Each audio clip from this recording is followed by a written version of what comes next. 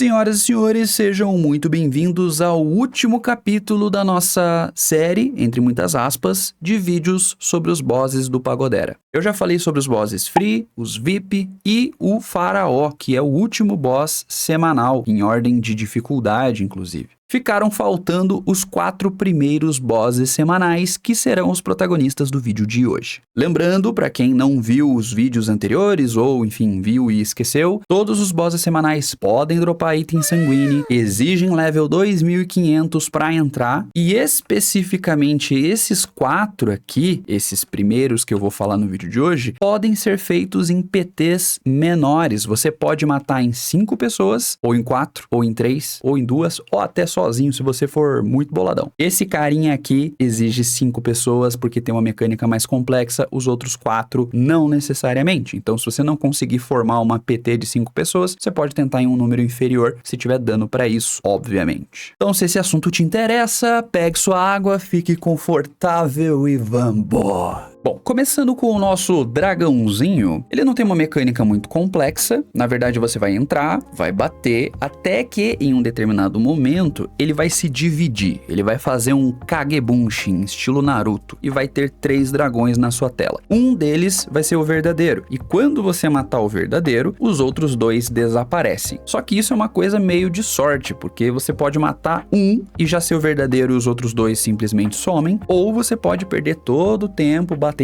em 2 e acabar sendo o último, o verdadeiro. Então, depende ali da sua sorte, mas basicamente a mecânica é essa. Você vai lá, bate nele, ele se divide em 3, você acerta o verdadeiro, ou de primeira ou de terceira, sei lá, ele volta a ser um só, você continua batendo até matar. Nesse momento, eu vou invocar o Instituto Datavlas, que fez a caridade de testar os elementos em cada um dos bosses. Vou colocar na tela para vocês a mensagem que ele me mandou. Pelo que dá para ver, você bate mais com fogo e raio nesse bichinho. Então fica a recomendação aí para esses elementos.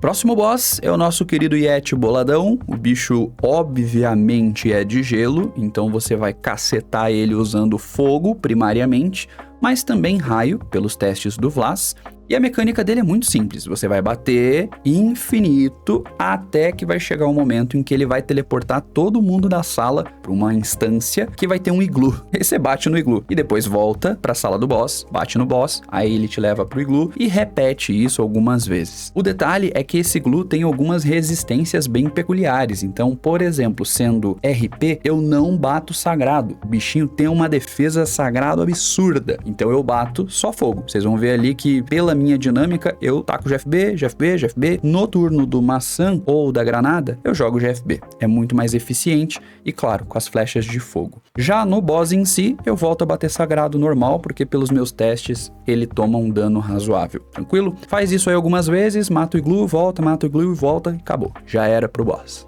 Próximo boss, nós temos o bicho que eu gosto de chamar de lagartixa, embora não tenha nada a ver, porque ele é um inseto, então seria mais apropriado chamar de lacraia. Esse é um exemplo muito claro daquilo que eu aprendo só porque eu tô gravando o vídeo pra vocês, porque senão, talvez eu nunca aprenderia. Eu já matei esse bicho algumas vezes e nunca tinha entendido a mecânica dele, até finalmente pegar esse vídeo e olhar com calma. O que que acontece? Você vai entrar, vai bater nele, até chegar um momento que ele vai puxar todo mundo pro centro, pro SQM onde ele está, e ele vai soltar uma frase. E essa frase, ela é direcionada a uma das 4 vocações. Todos os paladinos devem morrer, ou todos os knights devem morrer, ou todos os MS, ou todos os druids, e só a vocação que ele falar vai levar o dano dessa UE gigantesca que ele joga. E assim, de verdade, machuca, tá? Machuca legal. E ele pode combar. Já aconteceu dele jogar esse negócio, daqui a pouco ele puxa, joga de novo, puxa, joga de novo. Então, toma muito cuidado com isso. É difícil de ver essa frase se você não tiver desabilitado as magias de outros jogadores.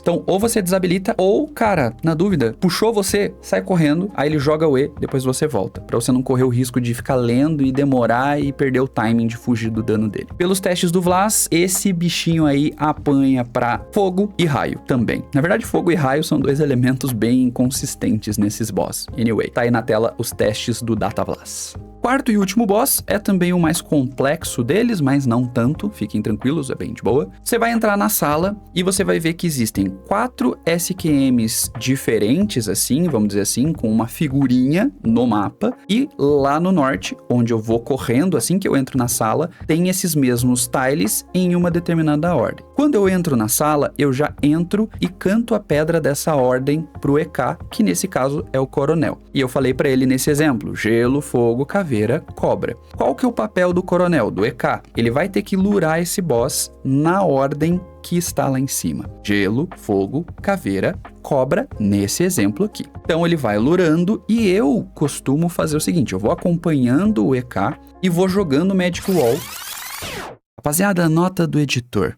Enquanto eu estava revisando esse vídeo, depois de ter colocado tudo os efeitinhos, tal, eu acabei me tocando de um detalhe muito importante. Sempre que eu faço vídeos aqui pro canal, eu tento colocar o conteúdo de uma forma universal, tanto pro Kineraf quanto pro Cineraf, porque esse canal não é do Cineraf, é dos dois. E aqui eu quase escorreguei da banana, porque, se eu não me engano, a Magic Wall lá no Kineraf é diferente, já que é PVP. Eu não tenho certeza se ela desaparece quando você pisa nela, como acontece aqui no Cineraf. Então, se não desaparecer, ignorem essa parte, beleza? No Kineraf. Valeu, tamo junto, continue o vídeo. Nos tiles que o boss não pode pisar. Então, se ele já pisou num tile, eu jogo a Magic Wall pra ele não pisar de novo. Se ele vai passar perto de um tile que não é pra ele pisar agora, eu jogo a Magic Wall pra ele não pisar. Assim por diante. Se der tudo certo, se você levar ele nos 4 tiles na ordem certa, ele começa a tomar dano. E aí vocês estão reparando qual que é a estratégia padrão pra evitar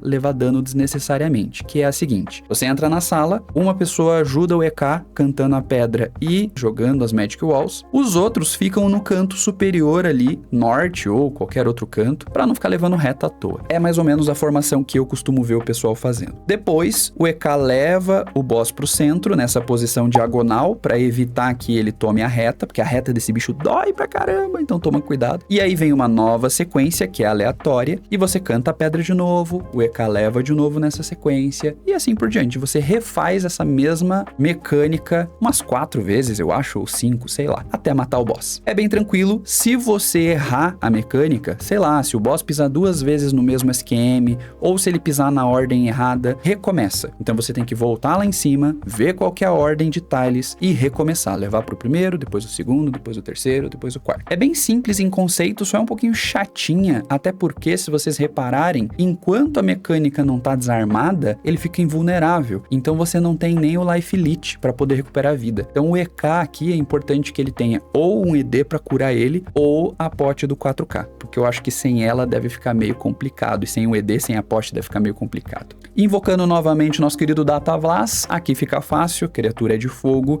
ele toma mais dano para avalanche. Pelos testes do Vlas, o raio dá um pouco mais de dano do que os outros elementos, mas não tanto ao ponto de valer a pena usar. Melhor usar, sei lá, SD ou a própria avalanche.